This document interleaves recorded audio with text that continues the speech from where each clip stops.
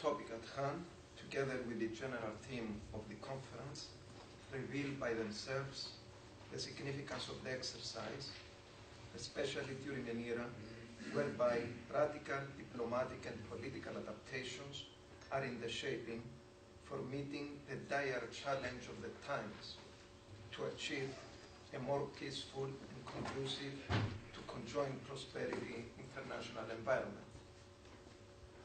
The autocratic mistakes of the recent past that led to the theoretical verification of the validity of the school of thought, preaching that the contemporary interstate relations were governed by the class of civilizations, taught us that the global price for arbitrary policies was dramatically high to be left to the course of events. The dictates of the new spirit in global affairs, leading to more dialectic and less confrontational approaches, could not but affect the geostrategically pivotal area of the Eastern Mediterranean too, including Cyprus, whose role in promoting the new constructive Western strategy in the region could not be characterized as negligible. Diplomats, as Demosthenes eloquently put it, have no battleships at their disposal or heavy infantry or fortresses. Their weapons are words and opportunities. Accordingly, this thesis, as a diplomatic political expose, will be guided by the analysis of facts and dynamics, using, of course, words, while highlighting regional balances, perspectives, and prospective opportunities. The science of geopolitical studies assesses the strategic significance of a state based on its proximity to important geostrategic areas, its value on the regional political chessboard, and its potential role on international issues, taking into account its political, economic, and military power and/or alliances. Modern evaluations of globally significant areas are appraised inter alia on the calculation of the existence in the vicinity of those areas of energy supply streams and of channels of communication and transport, of their ability to provide military access and facilities to global actors in order for the latter to approach hot areas, and of their capabilities to offer political mediation vis-à-vis persisting international conflicts. Each one of these individual factors plays its own specific role, and in many cases there is a combination of more than one of them, further upgrading the strategic value of the area under examination. In addition, many other parameters could also be taken into account to lend any given geostrategic analysis greater authority. In this paper, all these elements and parameters will be analyzed individually and in conjunction with each other. An introduction to the geostrategic assets of Cyprus. The island state of Cyprus is located at the center of one of the most important. It lies between three continents, Europe, Asia, and Africa. It is in the immediate vicinity of the pivotal area of the Middle East, while at the same time benefits from the advantage of being just outside the conflict zone in that area. It is a member state of the EU, bringing European interest close to the southeastern neighborhood of the Euro-Mediterranean basin. It constitutes the closest traditionally democratic, stable, and law-abiding state to the Middle East proper, with a successfully operating open economy, and last but not least, it has excellent relations with all of its neighboring states except Turkey. Other parameters of significant geostrategic value of the island are its closeness to to oil and gas transportation avenues, the control of important sea and air spaces, the good possibilities for rich oil and gas deposits within the specific states' own national jurisdiction areas, the positive performance within the EU edifice, its way, as is the case with every single EU member state, on the eventual enlargement of the EU, especially with regard to the accession prospects of Turkey, which is a key player in the broader area, the stability and security of the island's general geopolitical situation, despite concerns due to the Turkish military occupation of almost one-third of its territory, and finally, its economico-sociological prosperity in conjunction with its ability to offer sound and promising ground for foreign investments. Let's take now the individual factors and parameters. Geographic location. Cyprus is the third largest island in the Mediterranean after Sicily and Sardinia, with an area of 9,251 square kilometers. It is situated at the north and eastern corner of the Mediterranean, at a distance of 300 kilometers north of Egypt, 9 kilometers west of Syria, and 60 kilometers south of Turkey. Greece lies 360 kilometers to the northwest, Rhodes and Carpathos, the islands, which is the closest other EU member state's territory. Being at the northeastern corner of the Mediterranean, the island of Cyprus holds a decisive position on inter-European, trans-Mediterranean, and Eurasia-African exchanges and relations, which were forged historically through traditional commercial, cultural, and political interactions, leading to the regional acceptance of the country as a dual-direction springboard for penetrating the broader periphery. Geo-economic crossroad. Cyprus lies between some of the richest oil and gas deposits on a global scale and the Western consuming nations, as well as in between the broader area of passage of some of the most vital oil and gas streams supplying Europe with valuable energy resources. It has also placed itself on the potential map of geostrategic own deposits, a development which, in conjunction with strategic alliances established with neighboring coastal states on sharing and jointly exploiting existing resources of the kind, allows it to play a pivotal role in the field in the whole of the Eastern Mediterranean. Accordingly, it has established itself as a factor of stability through the guarantorship offered by securing safe passage to vital resources, leading to corresponding industrial financial security. Military advantages. It constitutes an unsinkable air carrier close to the Middle East, which includes some of the most influential state actors of the broader area, like Israel, Palestine, Turkey, Egypt, Iraq, Lebanon, Iran, and Syria.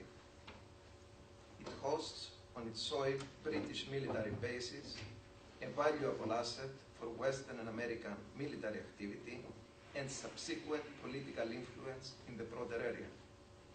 Through its role as a stepping stone to the geopolitically significant areas of the Cresent crisis, it offers a key to influence well beyond the Middle East. Its unique location makes it an ideal refueling, provision supplies deposit, and a hospitable outlet for the recreation and decompression of military personnel. Multicultural, multi-religious exemplary model.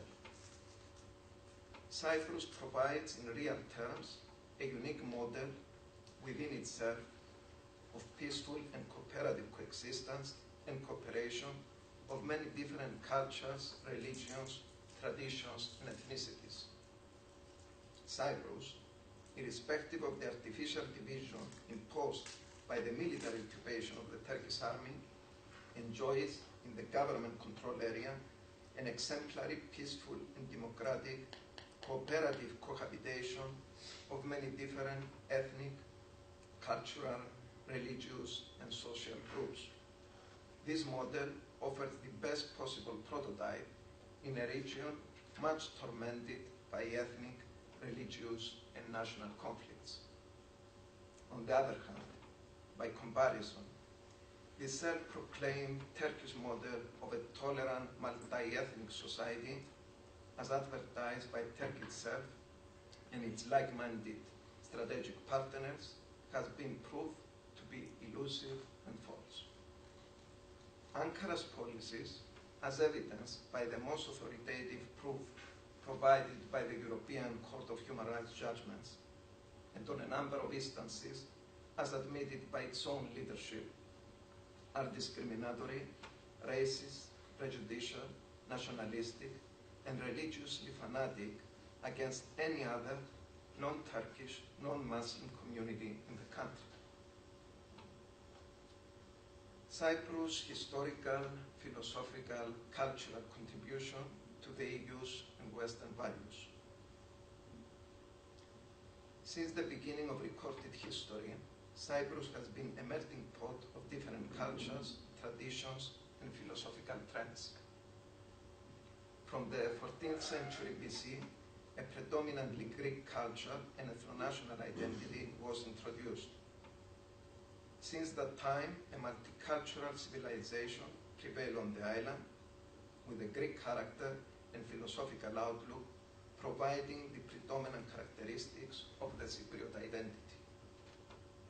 The main exception is the Turkish Cypriot element, which amounts to the 18% of the total population of the island and was introduced during the Ottoman occupation of the island from 1571 to 1878. There are also small Armenian, Maronite, and Latin minority ethnic groups amounting to less than 2% of the population. However, ethnic Greeks have always been the overwhelming majority in Cyprus. Cyprus's contribution to Western values is inversely proportional to its small size. Zenon of Kidium, 335 to 283 BC, to name just one characteristic example of such a Cypriot contribution to today's European and Western values and principles, whom I could describe as the patriarch of Greek philosophical thought of Cypriot origin, was the founder of the Stoic school of philosophy. This school introduced and taught most of today's fundamental European principles, like, for example, tolerance, acceptance of differentiation and diversity, respect to different views, peaceful coexistence, the concept of cosmopolis, prevalence of natural law and justice. Zenon of Kidium was the first Greek thinker to embrace Alexander the Great's vision of a world state, see model references to Global Village, in which all nations would be reconciled. Zenon was one of many acclaimed Greek Cypriot intellectuals of the classical age, poets, philosophers, dramatists, mythographers, and others. The value of Cyprus within the EU construction. It suffices in this regard merely to cite the relevant part of the European Commission's report on Cyprus, dated 30 June 1993, and I quote, "Cyprus's geographical position, the deep-lying bonds which, for 2,000 years, have located the island at the very fount of European culture and civilization, the intensity of the European influence apparent in the values shared by the people of Cyprus and in the contact of the cultural, political, economic, and social life of its citizens, the wealth of its contracts of every kind with the community, All these confer on Cyprus, beyond all doubt, its European identity and character, and confirm its vocation to belong to the community." Unquote. The role of Cyprus and Turkey in the broader area of the Middle East. Cyprus is a small island state with limited military, political, and economic leverage on global affairs. However, its unique geostrategic location, its constructive policy towards all neighboring countries, and its generally recognized role as a valuable springboard of Western interest to the Eastern Mediterranean and vice versa, highlight the pivotal part that the island could and should undertake. Such a role becomes indispensable in an interlinked ecumenical effort to transform the clash of civilizations into constructive, differentiated coexistence and peaceful cooperation of cultures in a diversified yet common global village. However, the role envisaged by the Cypriots for Cyprus, unfortunately, is vitiated by the counterproductive policies and actions of an aggressive neighbor who occupies 37% of the country's territory since 1974. Turkey might be a significant regional player, both on the military and on the political level. Yet, its international role should also be judged by its interstate behavior, especially on the basis of concrete statements and actions which are in violation of the rules of international law, the principles of the UN Charter, and the relevant United Nations Security Council resolutions. A regional player in our positively changing times cannot be allowed to exploit its might and impose its nationalistic policies at the expense of international legality. If theory has taught us anything, it is that similar attitudes have led to numerous disastrous entanglements perpetrated precisely by regional players who thought they were acting with impunity or benefiting from a double standards preferential treatment.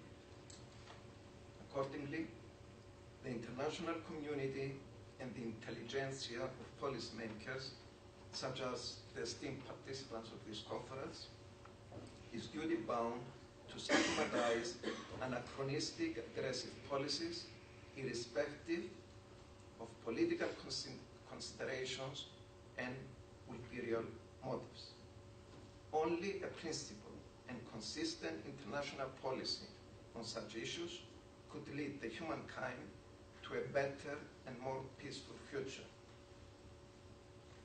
The West considers Turkey a valuable ally. It is one of the few Muslim countries that have closely cooperated with the Western powers at a time when religion has come to polarize the world in the new global order.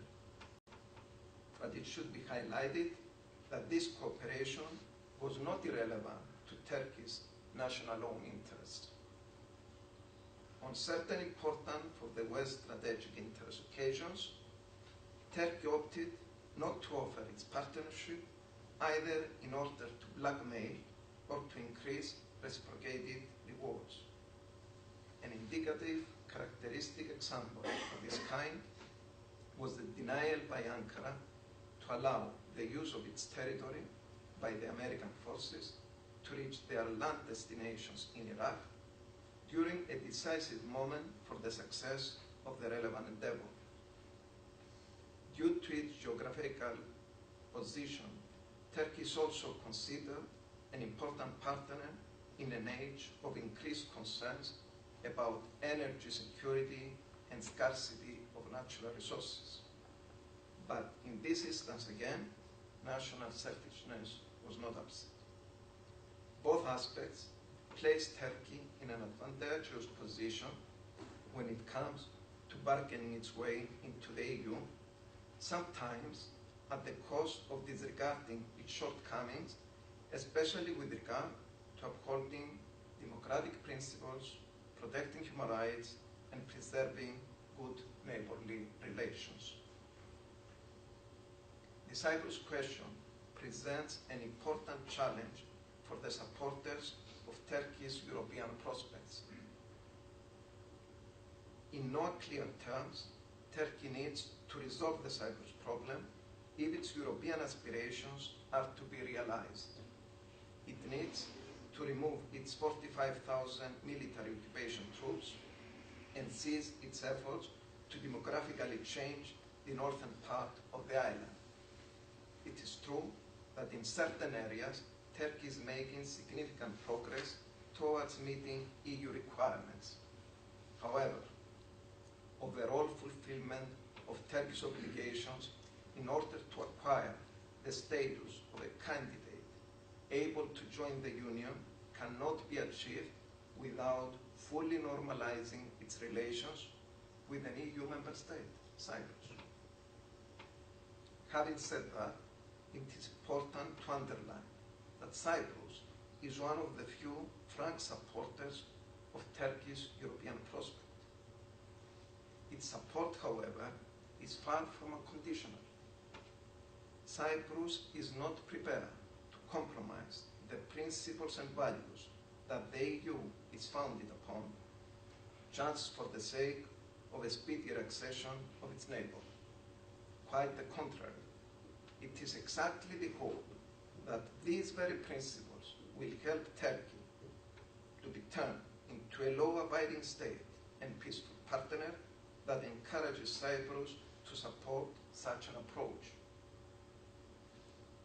Coming back to the topic of this part of the presentation, it is evident that four separate elements, amongst others, fall as main items of the general study at hand: Cyprus, Turkey, the broader area of the Middle East, and the relevant Western strategy.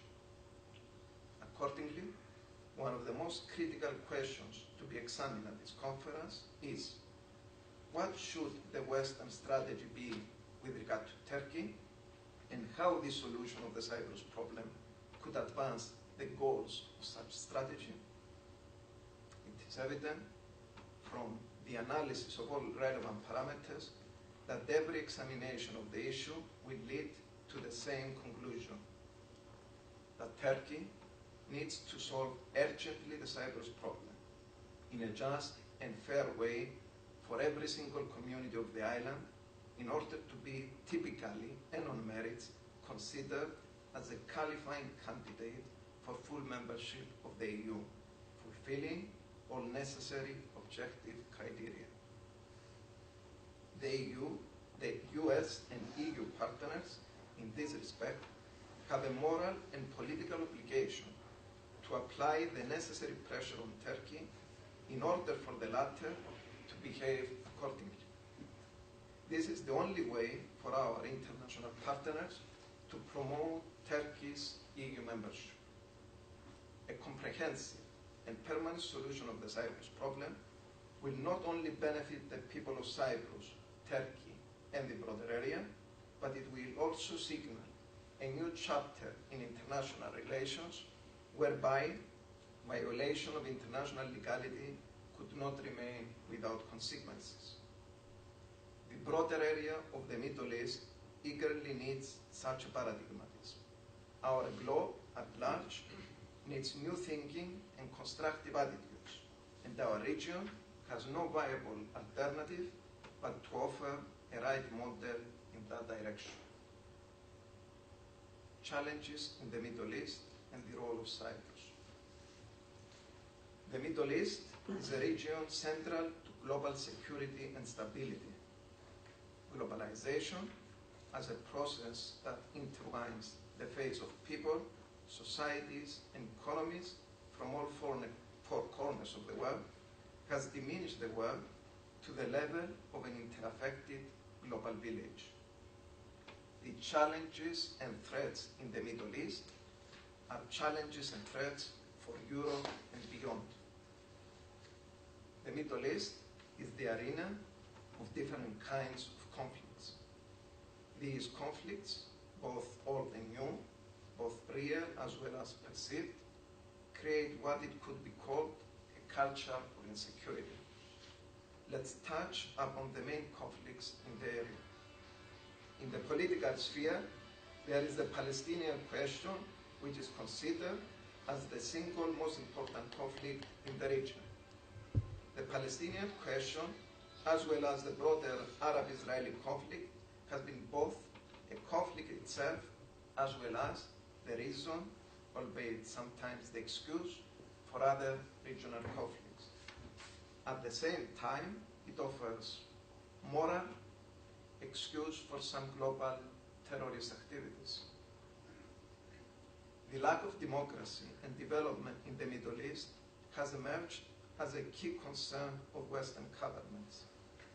Both the EU and the US are working on new strategies and partnership programs aimed at addressing the root causes of the security problems in the region. Helping to promote democracy in the Middle East is not only seen as a way to improve the welfare of peoples in the region, but also as a new and long-term security strategy which can combat threats to the West in the form of terrorism, extremism, immigration, and political instability.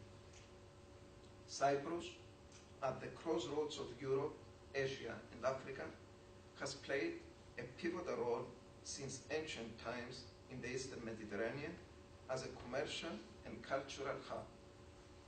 Its strategic location has always been a major factor in the shaping of its history.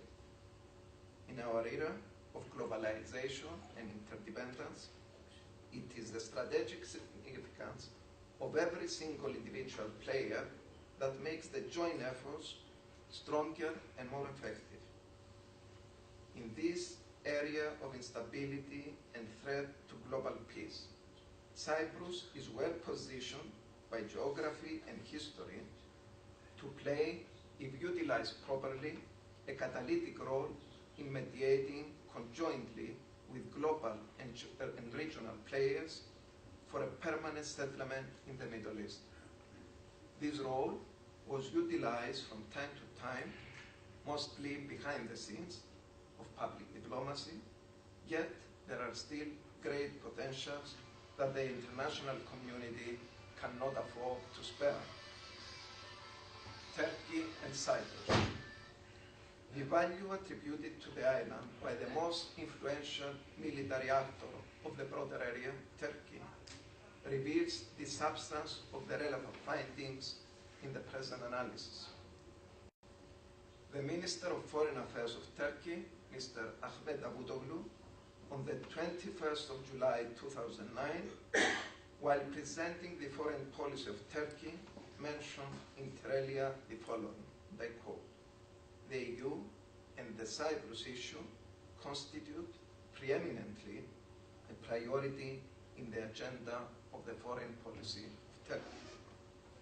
Similar statements were made by the highest policy-making body in Ankara, Turkey's National Security Council. On 21st August 2008, the Turkish newspaper Hurriyet wrote that the National Security Council of Turkey would convene that day in Istanbul under the chairmanship of President Abdullah Gül, with the priority of the issues in the agenda of discussion as follows: Caucasus, Cyprus, Iraq. Turkey's EU accession cost and the impact of its role as an occupation force on EU territory, Cyprus.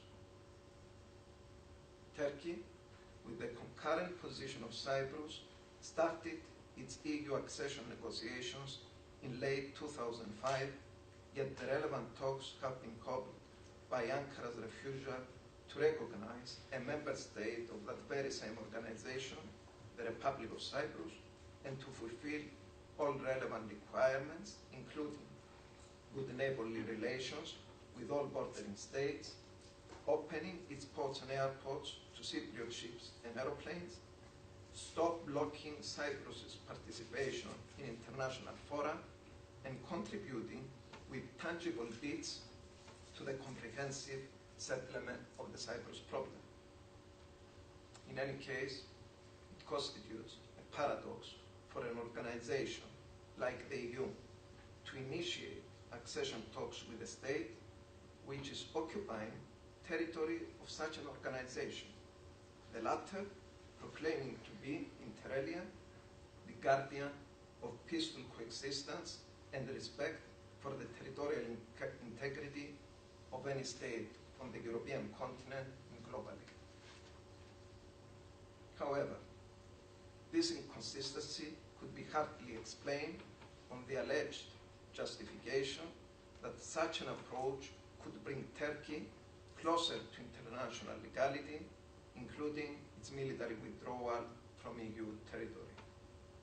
It is also hard to explain how Turkey could ever promote transatlantic strategic decisions by implementing policies which contradict the very essence of the European vision. Turkey's policy on the issue remains anachronistic and counterproductive, while it is further emboldened by the lack of catalytic consequences on its European cause.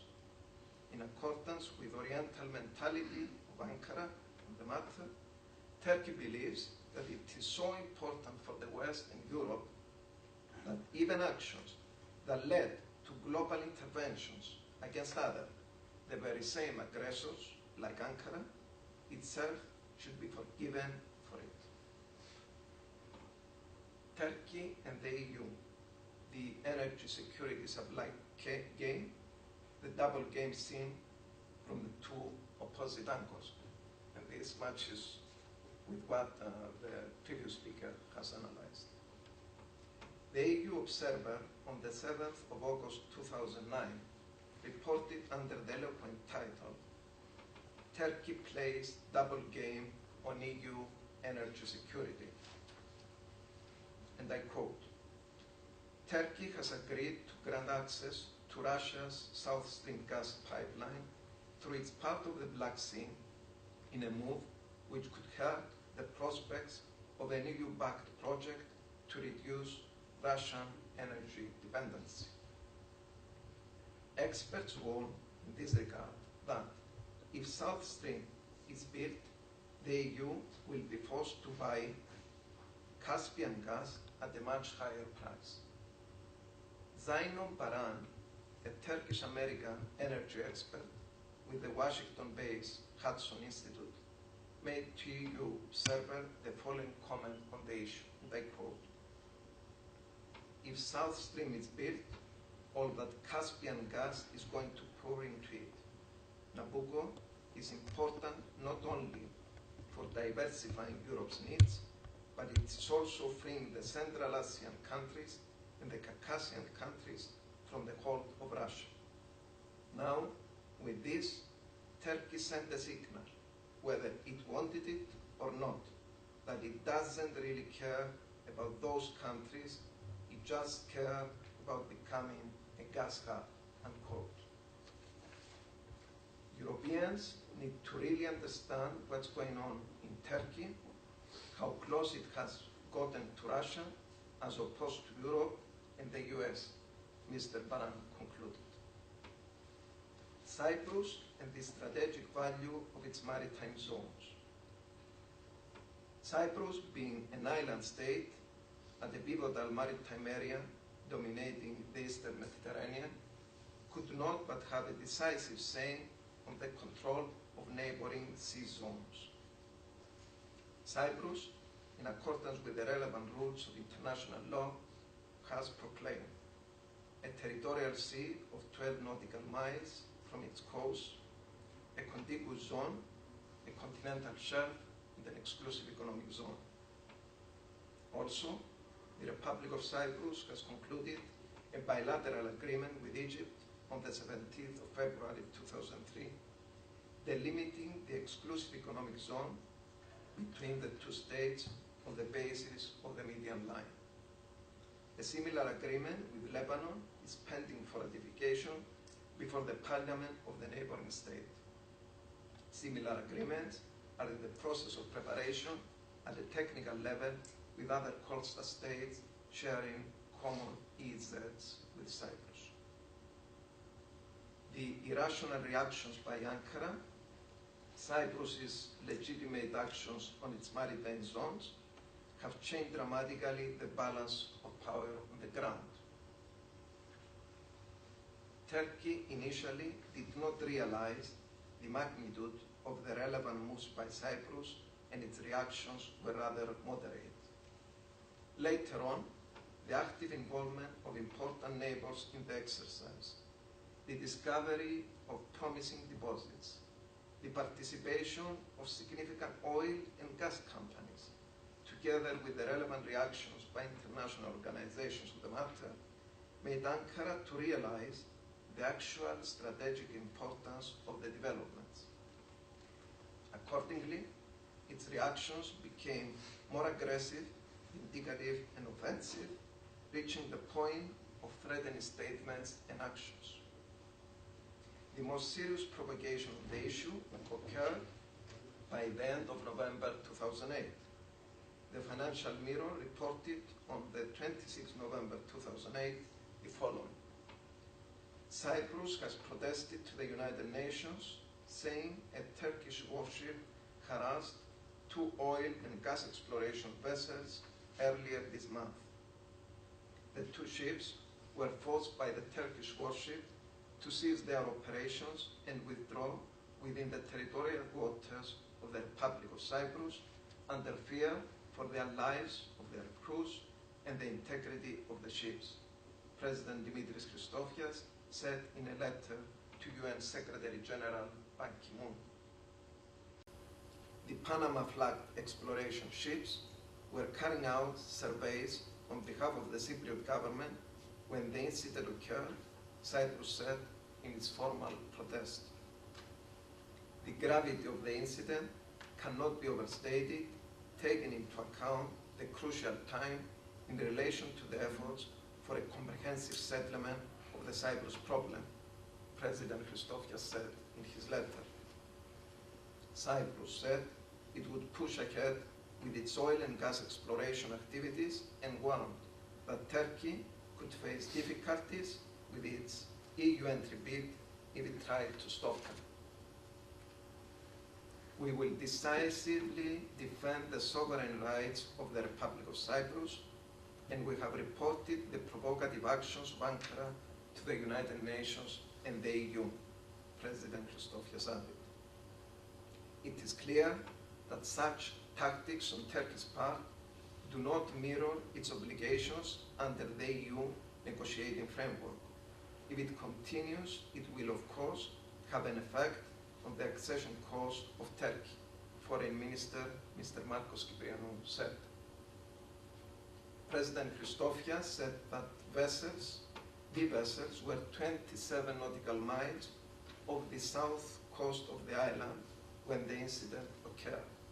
They were within Cyprus's exclusive economic zone.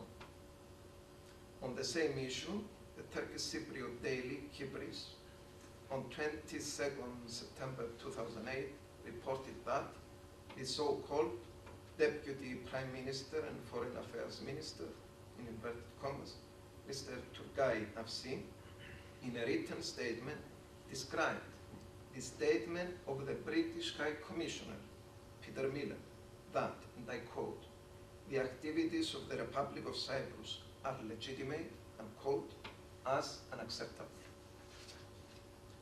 On the same issue, the EU, through its Director for the EU Enlargement Directorate, Michalis, noted that, and I quote, in the context of accession negotiations, it was clear that any differences in determining borders should be settled between the sides directly involved, adding that if they fail to do so, they should appeal to a form of international arbitration without resorting to violence.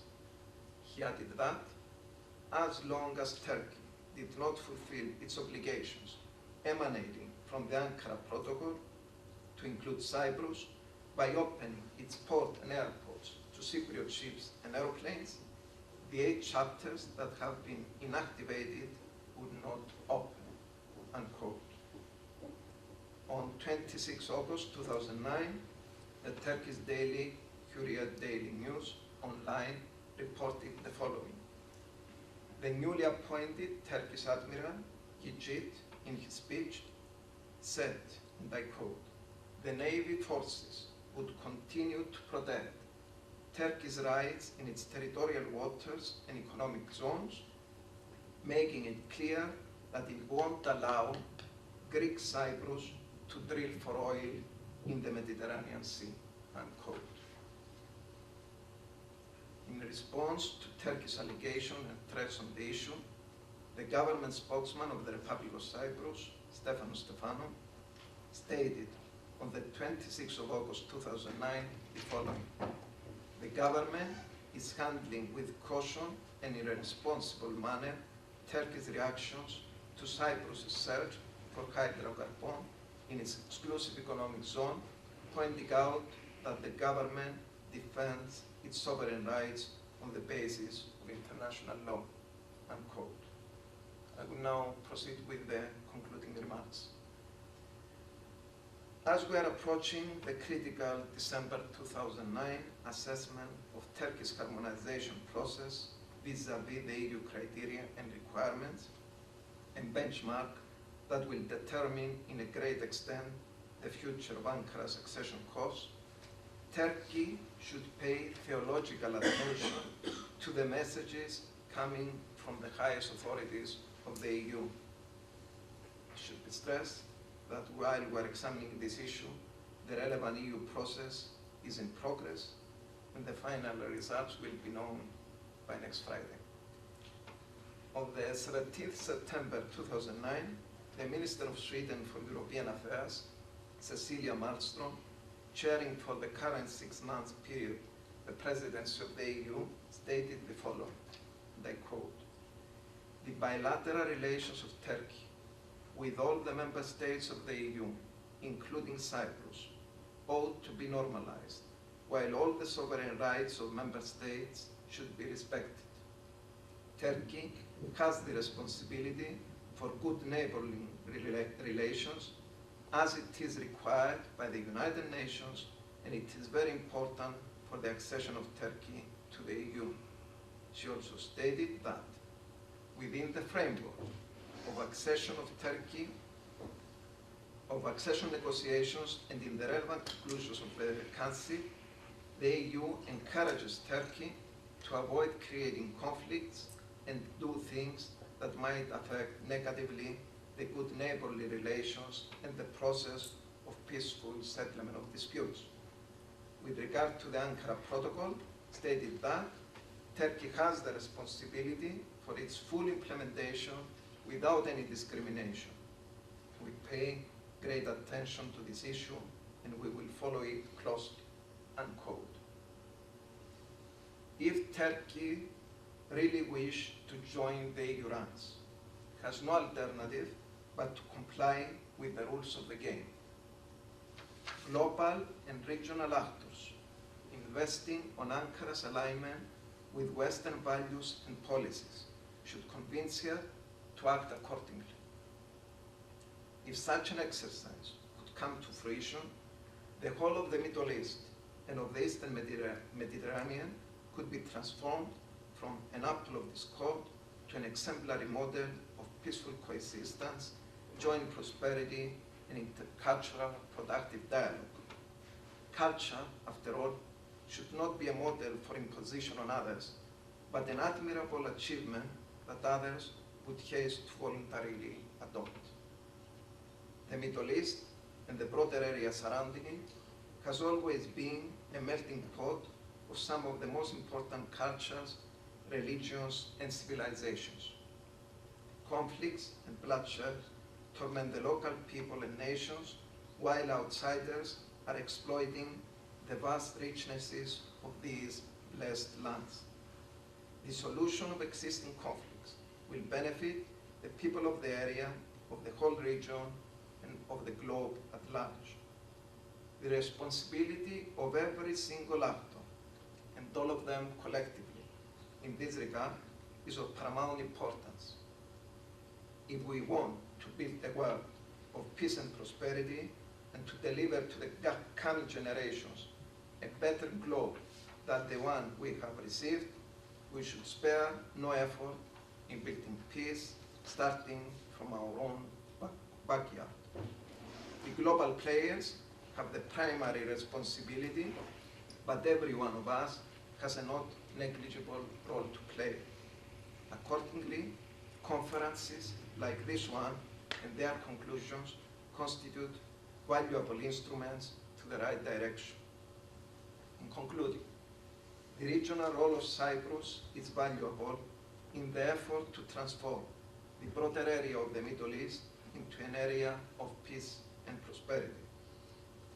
The solution of the Cyprus problem would allow Turkey, Greece, and Cyprus to become active participants in the reconstruction and development of the Eastern Mediterranean, while at the same time the EU would be able to prove its ability to deliver peace and to play an expanded role on global affairs.